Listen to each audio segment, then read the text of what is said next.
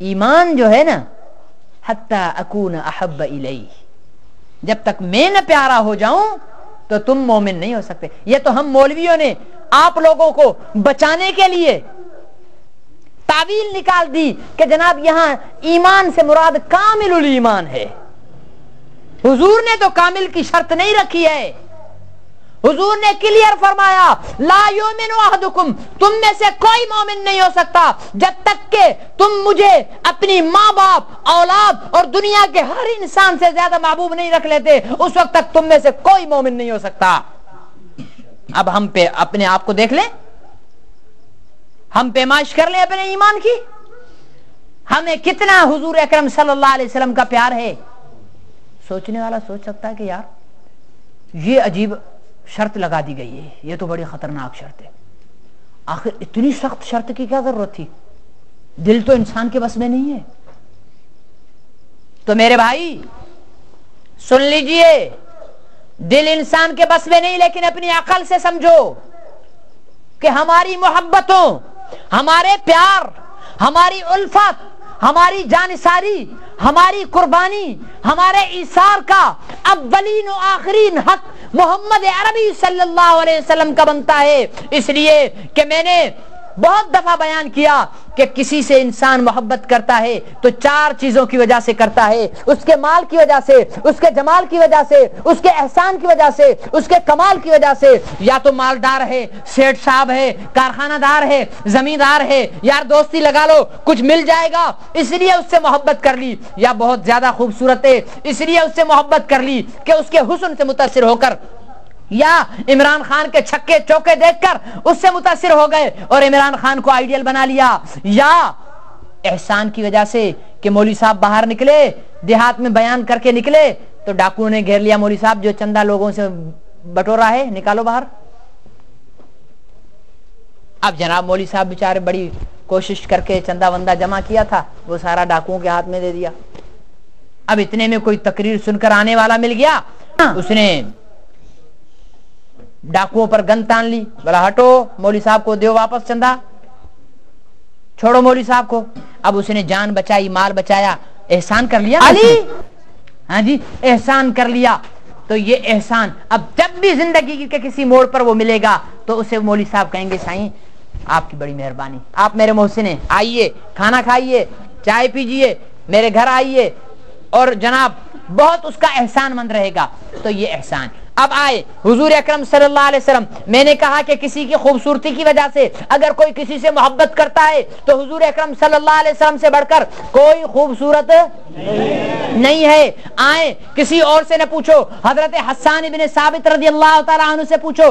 صحابہ اکرام، حضور اکرم صلی اللہ علیہ وسلم نے فرمایا تمہارے منہ پر تمہاری کوئی تعریف کرے تو اس کے سر پہ مٹی ڈالو، اس کے سر پہ منہ پر تعریف کرنے نہیں دو. اگر کوئی کہے واہ صحیح مولوی صاحب آپ نے تو بڑی اچھی تقریر کی، تو چاہیے کہ اس کے سر پہ مٹی ڈال دو، نہیں سنو اس کی تعریف، یہ بگاڑ ہے. لیکن نبی کو اپنی تعریف سننے کا حکم اور اجازت ہے. تبھی حضور اکرم صلی اللہ علیہ وسلم حضرت حسان سے فرمایا کرتے تھے حسان آپ ممبر پر بیٹھتے، پھر حسان سے کہتے حسان کھڑے ہو جاؤ ذرا میری تعریف تو کر کے بتاؤ. تو حضرت حسان فرماتے، اور دیوان حسان بھرا پڑا ہے، اس کا مطالعہ تو کر کے دیکھو، ایک ایک شعر کے اندر حضور اکرم صلی اللہ علیہ وسلم کے کمالات کو حضرت حسان ابن ثابت رضی اللہ تعالیٰ عنہ نے بیان فرمایا ہے. فرمایا وَأَحْسَنُ مِنْكَ لَمْ تَرَ قَطُّ عَيْنِي وَأَجْمَلُ مِنْكَ لَمْ تَلِدِ النِّسَاءُ خُلِقْتَ مُبَرًّا مِنْ كُلِّ عَيْبٍ كَأَنَّكَ قَدْ خُلِقْتَ كَمَا تَشَاءُ. آپ سے زیادہ حسین میری آنکھوں نے نہیں دیکھا. اے حسان تیری آنکھوں نے نہیں دیکھا تو کیا ہوا، کہیں کسی جگہ پر تو ہو سکتا ہے حضور علیہ السلام سے زیادہ حسین بھی. فرمایا نہیں وَأَجْمَلَ مِنْكَ لَمْ تَلِدِ النِّسَاءُ، دنیا کی کسی عورت نے آپ سے زیادہ حسین بچہ جنا ہی نہیں ہے. خُلِقْتَ مُبَرًّا من کل عیب، آپ کو دنیا کے ہر عیب سے پاک پیدا کیا گیا ہے.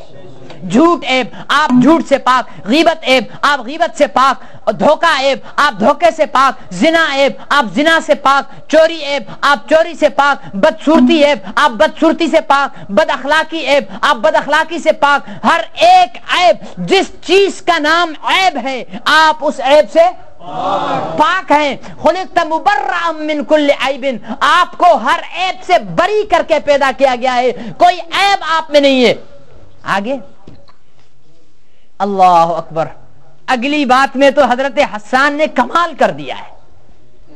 فرمایا کأنک قد خلقت کما تشاء, ہم اور آپ پیدا ہوتے ہیں اپنی مرضی سے یا اللہ کی مرضی سے؟ اپنی مرضی سے کون آیا اس دنیا میں؟ کوئی بھی نہیں آیا, سب اللہ کی مرضی سے آئے. ٹھیک ہے نا جی. آج میں آئینے کے سامنے کھڑا ہو جاؤں, کہوں گا یار بہت زیادہ کمزور ہوں, تھوڑا سا تو موٹا ہوتا. ٹھیک ہے نا جی. اور کوئی پہلوان آئینے کے سامنے کھڑا ہو جائے, کہے گا یار ویسے تو سب ٹھیک ہے لیکن ذرا تھوڑا سا کم ہوتا. اور کوئی ٹھگنا آئینے کے سامنے کھڑا ہو جائے, کہے گا یار قد نے مار دیا. کسی کی ناک چپٹی تو وہ کہے گا یار ناک جڑی ستواں ہوتی. کسی کے کان بڑے تو وہ کہے گا یار کان چھوٹے ہوتے. توجہ بھائی ادھر رکھیں, وہ کہتا کان چھوٹے ہوتے. آج ہم پیدا ہونے کے بعد آئینے پر کھڑے ہونے کے بعد کہہ رہے ہیں. کیوں؟ اس لیے کہ ہم اپنی پیدائش میں مرضی کس کی ہے؟ اللہ کی مرضی ہے, ہماری مرضی نہیں. لیکن حضرت حسان عرض کر رہے ہیں کہ اللہ کے رسول, آپ کی ستواں ناک, آپ کی کالی زلفیں, آپ کے چمکتے رخسار, آپ کے گلابی ہونٹ, آپ کے موتیوں جیسے دانت, آپ کی پھول جھڑتی زبان, آپ کی چوڑی چھاتی, آپ کی مضبوط کلائیاں, آپ کے بہترین قدم, آپ کی نرم ہتھیلیاں, ان ساری چیزوں کو جب دیکھتے ہیں, آپ کے خوبصورتی کو دیکھتے ہیں, تو ایسا محسوس ہوتا ہے کہ کأنک قد خلقت کما تشاء, ایسا لگتا ہے کہ آپ کی روح کو اللہ نے اپنے سامنے بٹھا دیا. اب آپ کا وجود بنانے لگے اور آپ سے پوچھنے لگے, میرے محبوب اب بتائیے آپ کی آنکھیں کیسی ہونی چاہیے, میرے محبوب اب بتائیے آپ کے ہونٹ کیسے ہونے چاہیے, آپ کے رخسار کیسے ہونے چاہیے, آپ کی چھاتی کیسی ہونی چاہیے, آپ کے قدم کیسے ہونے چاہیے. اور جب چشم تصور میں دیکھتا ہوں تو محسوس ایسا ہوتا ہے کہ حضور اکرم صلی اللہ علیہ وسلم کی روح فرماتی جا رہی ہوگی کہ ربا میرے آنکھیں تو ایسی ہونی چاہیے کہ آنکھوں میں آنکھیں ابو بکر کے ڈالوں تو غلام بن جائے, عمر تلوار لے کر آئے آنکھیں اٹھا کر دیکھوں قدموں میں ڈال دے, عثمان پر نظر پڑے غلام بن جائے, علی پر نظر پڑے غلام بن جائے, سفیان 10 سال لڑنے کے بعد بھی میرا غلام بن جائے, جس پر نظر اٹھے میرا غلام بنتا جائے.